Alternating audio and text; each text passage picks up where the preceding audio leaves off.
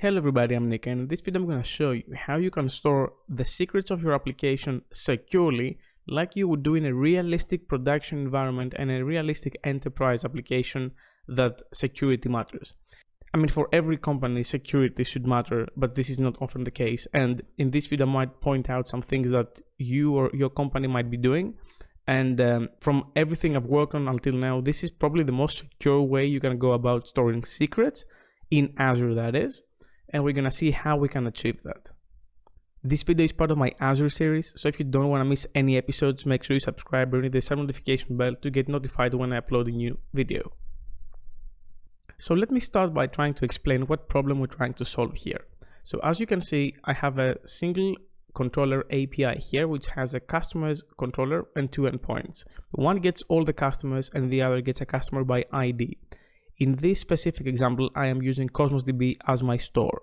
And as you can see in my app settings, I have the database name, the database URL, and the database key in the app settings.json. Now, this is a very bad practice because this app settings.json will be checked in. In fact, if I try to go to the commit section, you can see that the only thing that changed is this, which is the secret.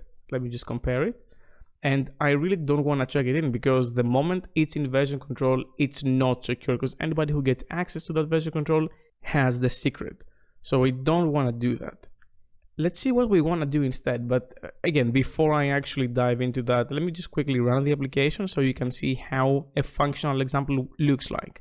The ultimate goal that we want is to not store this key here, never check it in anywhere.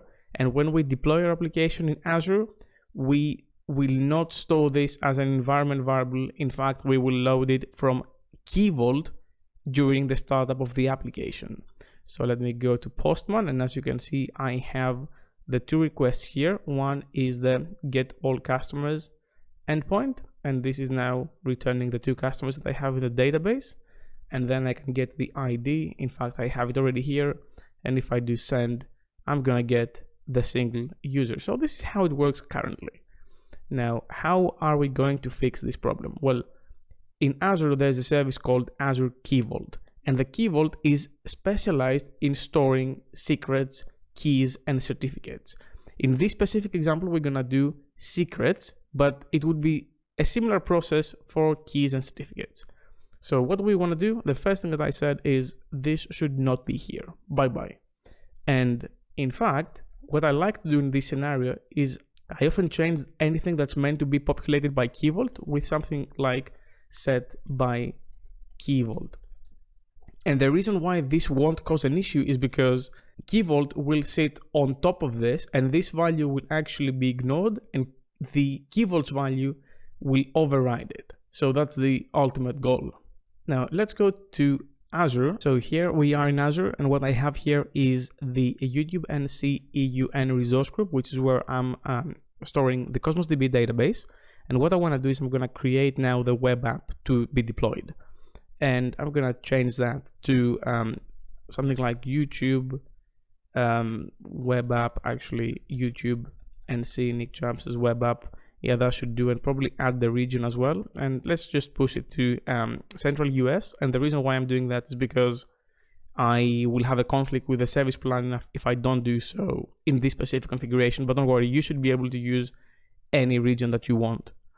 And I'm gonna go to Dev and Test, and I'm gonna use an option that allows me to have SSL, and we'll see why SSL is important. Like I said, we will use a certificate to authenticate to get the keys. And in order to do that, we need SSL support. So let's select that and press apply. And then this will do its thing. Let me just review and create. It should say that everything is fine. And I'm gonna click create. And now I'm gonna create the web app and the service plan. And this might take a second, so let's just wait until it's ready. And as we can see now, everything is now created. So let me go back to the resource group. And if I refresh that, oh, it is being created still. So let's give it another second. Yeah, we get the notification that now it is here. So here we go. We also have application insights in case we want to do some debugging, but we don't need that for now. In fact, I should turn it off, but that's fine. So now we are having our web app, and the next thing we need to do is to create the Key Vault. So let's go and search for Key Vault here. This is the one you're looking for. And I'm gonna say create. And I'm gonna configure it to be in the same resource group and called something like YouTube, Key Vault, EU, and let's just change it to North Europe. The standard tier will be fine. I don't really need the soft deleting functionality, so I'm just gonna disable that, and that should be it. And now I'm gonna create the Key Vault, and this should be faster actually. So let's go back here and see what we got. We have the web app, the Cosmos DB, the service plan, and the application insights, and soon we will have the Key Vault. And here you go, the Key Vault is now created. Now what we need to do is go in the Key Vault and then click secrets, and we need to create a secret. And the secret needs to follow a very specific naming pattern. The way I like to name my secrets in this specific scenario is I go to the application and I find the application name. Here is Azure Key Vault example. So let's go back, and the name starts with Azure Key Vault example. Then I'm going to use a single hyphen, and then I'm going to follow the structure of my settings. So database settings goes first. So let's go back here and paste that, and then double hyphen, and I will explain why, and the value we want to replace. So we're going to go with database key here, back in Azure, and paste that. And this is what we want: application name, and then find the setting and separate each level with double hyphen. Now, why we do that? Because normally you would have something like this, where you have a semicolon or double underscores. And in the .NET Core system, you actually, the application knows how to treat this as a config structure, and it would know what to replace automatically. But this is not possible because of the naming requirements of Azure Key Vault. So we will go with hyphens now, and then in the code, we will handle that and replace it with the config pattern that we need. And then we need the secret here. So I'm gonna go to Cosmos DB, and I'm going to grab that from the keys. So it is the primary key that you can see here, and I'm gonna paste it in the secret. And we're gonna say that it's enabled. We don't need an expiration date or anything, and just create it. And now we have our secret. So from that front, everything is fine. What we need to do now is go to Azure Active Directory. So I'm gonna type Azure Active Directory, and it's the first one here. You need to go to that. And I'm going to go to app registrations. Just close that and ignore this. What you need to do is create an app registration for the service that we will deploy, which is the API I had in the code. And I'm gonna click new registration. I'm gonna give it a name. I'm just gonna call it customers web app, but you can call it whatever you want. And I could give it a URI if I wanted to do some token generation scenario, but we don't need to do that. So I'm gonna leave it as it is and click register. Now, this application ID or client ID is very important, and we will need that. So keep that in mind.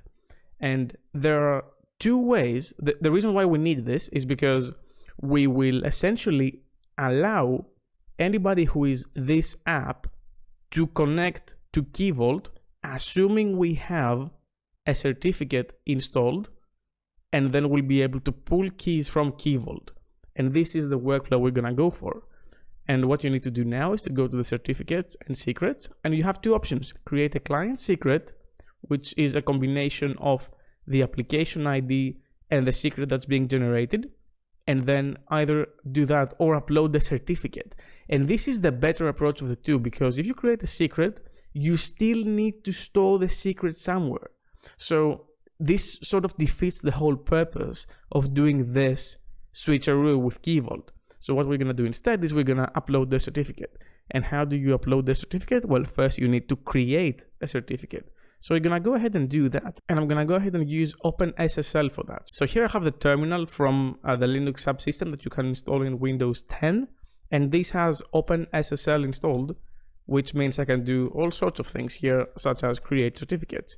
And what I need to do is say OpenSSL SSL request a new key, at least RSA 2048, that's the requirement from Key Vault. and then we specify that we want nodes, and then key out key.pem. This is the name that our private key will have, and then we specify the type of the certificate, 509, and then we're going to specify the expiry in days, so 365, which is a year, but you can do whatever you want. And then we're going to specify out, and then certificate.pem, and this is the public key, and we're actually going to use that. And in this thing that comes up, it requires some information for the key, so I'm just going to default everything but the common name, and the common name I'm just going to, I don't know, food.com. It doesn't really matter for this, it's a self-signed certificate. So that's it, we have our keys. And if I show you in the folder, as you can see, we have the public and the private key created here. And the next thing I need to do is I need to create a PFX out of them, which is a full certificate. And in order to do that, I need to do OpenSSL CS 12. And we're going to take the private key in. And then we're going to take the public key as well. And then we're going to export them as something called certificate.pfx. And we need to specify a password, and this is very important because you're going to need this. So remember this. You are not able to find this later. So I set the password, and now if I go back here, as you can see, I have the certificate.pfx created. So we have private key, public key, and certificate. And that's everything we need in terms of certificates. So here, as you can see, what this requires us to upload is the public key. And we're going to upload it now. I'm going to click upload certificate. And I'm going to find my folder, which is certificates. And the public is the one named certificate.pem. So I'm going to add it. And we don't need the password here. And as you can see, we get back something called a thumbprint. This we need. This is important. This is essentially what we will use to tell the code that we have a certificate in our PC installed with this thumbprint. Use it to get the values from Key Vault, because in order to have this installed, it means that somebody installed it on the PC. So you must be authenticated.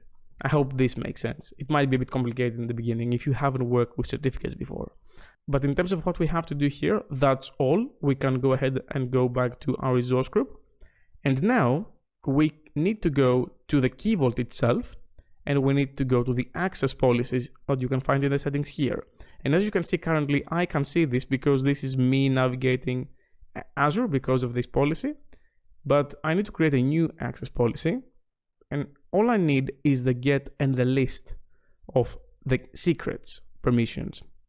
And in the select principal section, I need to click that and search for whatever I named it. I think it was customers web app. We click that and we select, and then we add that.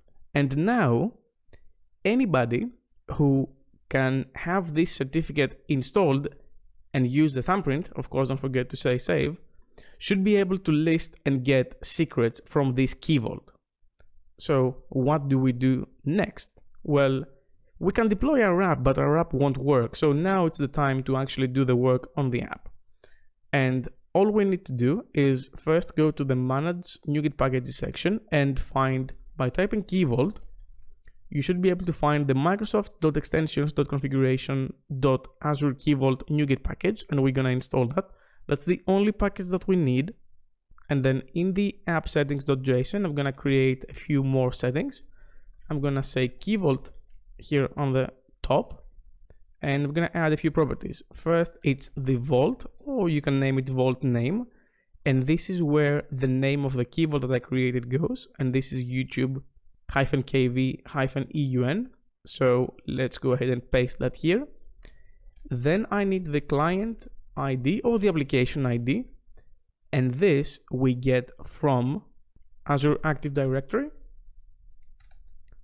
So we need to find it, we need to find our app, and it's this one, the application ID. So we copy that and we will paste it here.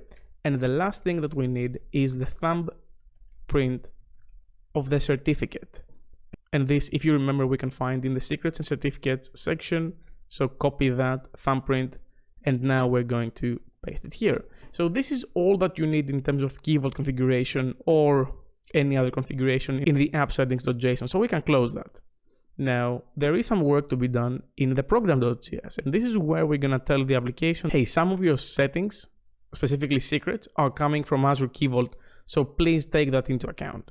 And what we need to do is between configure web host and create default builder, you need to say configure app configuration, which sounds redundant, but anyway. And then in the builder, let me just make this smaller. In the builder, you need to say var root equals builder dot build, because we're going to build the configuration root because we need it. And then we're going to say vault name. And we're going to get that from the root, which is the configuration root. And the structure we follow is, as you can see in the app settings, key vault. This comes first. And then to separate and go to the next level, we have the 2 dots and then vault. Well, you don't delete the 2 dots. So this will give you the vault name. And then we need to say builder dot Azure Key Vault, add Azure Key Vault. And here goes the URL of the Key Vault. So HTTPS and then the vault name dot vault dot Azure .net. And then we need the application ID or the client ID. So I'm going to copy that here and I'm going to change vault with client ID. And after that, we need the thumbprint. So very similar thing. We copy that and we specify the thumbprint. Let me just copy the name again. And I'm going to leave it as it is for now. As you can see, this says that it accepts a client secret. But in reality, if I F12 into that, we don't really want to use that because we didn't create a client secret. We want to use the one that uses the certificate. So how do we do that? Well, I'm going to quickly paste a method here that allows you to load a certificate that's installed in your PC. And the reason why I'm pasting it is because there is no value in explaining what's going on here. It's a very bootstrap boilerplate code that you can find anywhere that allows you to load a certificate by its thumbprint. And I'm going to leave it in the program.cs. This is probably not the appropriate location for this, but again, you can move this to wherever you want, potentially something called certificate extensions or something. It doesn't really matter at this point. And here is where we're going to use this method, the get certificate, and we're going to load the certificate using the thumbprint. Now, remember when I told you that you cannot actually, if I go back to the Key Vault, you cannot actually load a setting with this .NET core structure, and that's why we had the hyphens here and how we're going to deal with this. Well, there is a way. We need to go to Rider and we need to create a new class, and that class I'm going to call prefix key vault secret manager. Yep, that's the name. And this needs to implement the key vault secret manager. And as you can see, if I implement the missing members, we have a load and we have a get. But I also gonna add something in the constructor before I implement them, and that's a prefix. So I'm gonna say private read-only string prefix, and I'm gonna initialize that from the constructor. And this prefix won't actually be set to this value, but instead I'm gonna say prefix and hyphen at the end. And you might be able to get now what I'm going for, because the prefix will actually be the application name, which is what allows me to store secrets from many applications in the same key vault securely. So we're gonna go back here and now I'm gonna see how I can load the secret, and I'm gonna say return secret.identifier.name that starts with the prefix, and this knows what secret to load. And now I'm gonna do the get, and the get is a bit more complicated, but not that much. We're gonna say secret.secret.identifier.name, and then we're gonna say substring and prefix.length. So we get a substring after the length of the prefix, and then replace that. Anywhere that you see double hyphen, replace it with a configuration path dot key delimiter.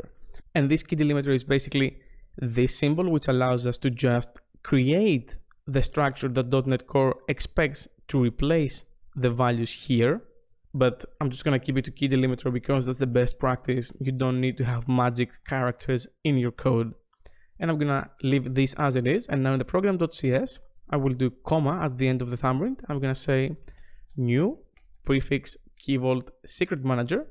And in the prefix, if we go back here, I'm going to copy the Azure Key Vault example, and I'm going to paste it here. Okay, so this is now fine. I think we are almost ready to deploy. The last thing that I need to do is I need to find the web app, and I need to upload the actual certificate in the web app so the web app can authenticate against Key Vault.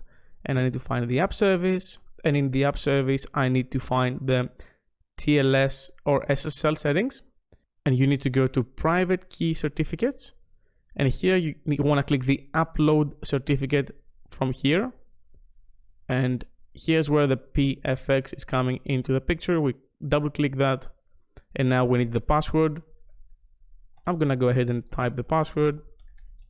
And this is the only time that any password is going to get involved. So this is where the magic is, that even if somebody comes in, a rogue employee, and downloads the certificate, they cannot use it unless they know the password. And the password is only used once when you actually upload it. And if you integrate Key Vault into this to generate and provide the password or some auto renew capability, you never have to worry about this. And as you can see, the thumbprint is matching. So that means that our application will be able to load the certificate. Now, there is a last thing that we need to do, and that took me a long time to figure out how to do in the app settings. But you need to go to the configuration tab. And in here with all these settings, you need to say new application setting, and you need to create the website load certificates named application setting, and put a star here. And this will load all the certificates that we have in that settings tab into the application itself, so we can use them in runtime. And now we can click save, and it should be fine now. It should load the certificate. So back into Rider, I'm gonna go to the app, I'm gonna say publish, I'm gonna click Azure, and if I refresh that, it should be able to detect the application. Let's just give it a second. And as you can see, it can be detected. It's this one, Central US. So I'm gonna click run, and this will deploy the application into the web app. And as you can see, I have nothing in my sleeves. There is no key here. The data is not in memory. It is actually registering the Cosmos DB settings, and it's making a direct connection here. So it's not like I'm hard coding it anywhere.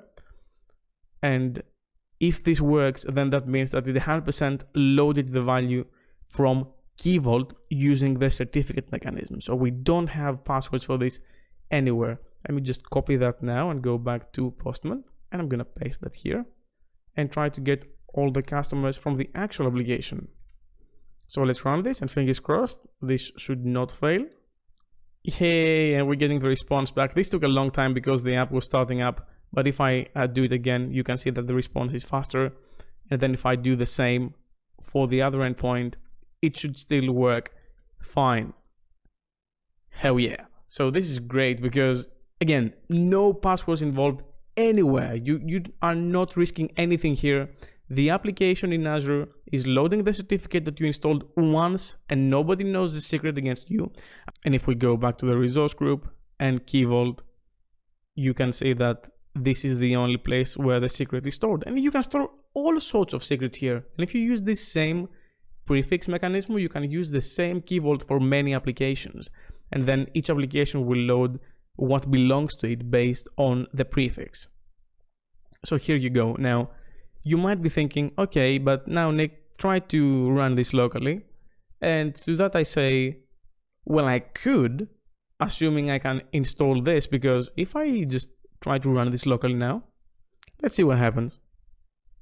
Yeah, this goes boom, because the certificate doesn't actually exist in my PC. If I go here and I just double click and I install it as current user, well, assuming I know the password, then and finish, this is now imported. So if I run this again, it will not complain. See, it's working fine. And in fact, if I go back and I change it now to localhost, you will see that I'm gonna get the results back fine, because I have the certificate, Key Vault thinks I'm the application, so it will give me the data back. But you don't wanna do that in development. You don't wanna have production level certificates installed locally. Forget about it. You should not do it. What you wanna do instead is, I'm gonna delete that from here. The vault name, it's not gonna be here anymore. And in the program.cs, I'm gonna say that before I actually add the Azure Key Vault, I'm gonna say if vault name, and I'm gonna say string is null or empty.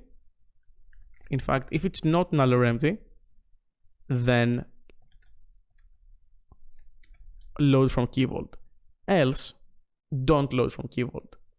And the way this will work in development and production is, I can now go to the application and I can go to the resource group, find the app, find the app service, and go to the configuration. And here I will use that same structure to provide an application setting. And this will be the Key Vault. And this will be Key Vault, and then the delimiter that I talked about, and vault. And here we'll provide the name of the vault, which I already forgot about. So let me just try to find out. So the name of the vault is this. So let's just copy it and paste it. And now this will be provided into the application by the app service. So let's just save that. That's fine. You could also use double underscore here. It will still work. Now back to the application. How do I now replace the database key locally when I want to work on this? Well, let's find the key first, because I'm going to need it. I'm going to go to Cosmos and just copy the key. And now I'm going to go to the terminal section of the application. And what you want to do is initialize user secrets. And the secrets are stuff that stay in your workspace, only in your work machine. It's not stored in the app settings. It's not stored anywhere that you can actually check it in. It's local to your PC. And all you need to do is say .NET user secrets in it. And this will initialize them. You can see it gives it a user secrets ID. This is how the system will identify them. And the location of this is in the CS proj. You can see that this added this line here. And then you're free to add your secrets here. So it's very easy to do. All you do is .NET user secrets set, and now you use the same setting structure. So first goes database settings, then goes database key, and then the actual value, which is the connection string. Let me just copy it again, and I'm gonna paste it here. And now this is stored here. And let's see what's going on when I now run the application. I'm gonna stick a breakpoint here so you can see what happens when I run it locally. And I'm gonna stick one at the settings as well. So let's debug it. So first thing, it's gonna try to get the vault name. It's empty, so it will not add the Azure Key Vault stuff. We're gonna skip over them. And now we're creating the new DB settings. We are binding them. And as you can see, the settings now have the database key, even though the key is not here. It's in the secrets, and .NET Core knows to pull it from the secrets in order to run locally. And if I continue the execution and go back to Postman and run this endpoint again, you will see that all the data is coming back because now the app loaded the secret from my local storage, and I cannot check this in. This is the most secure way, probably. If you know a better one, please let me know. But this is the most secure way you can go about storing secrets and retrieving them. And I'm leaving, connectivity aside and things like firewalls and virtual networks. In terms of functionality and Azure features, this is how you would go about it. So please use this if you have production environments. This is how you secure them. This is the way it should be. Never check them in. This is very important. Let's keep our applications secure with Key Vault. As always, you will find all the code in the description down below. Probably not the connection strings, but all the rest. That's all I had for you for today. Thank you very much for watching. Special thanks to my GitHub sponsors for making these videos possible. If you want to support me as well, you're going to find the link in the description down below. Leave a like if you like this video, subscribe for more content like this, and ring the bell as well to get notified when I upload a new video. And I'll see you in the next one. Keep coding.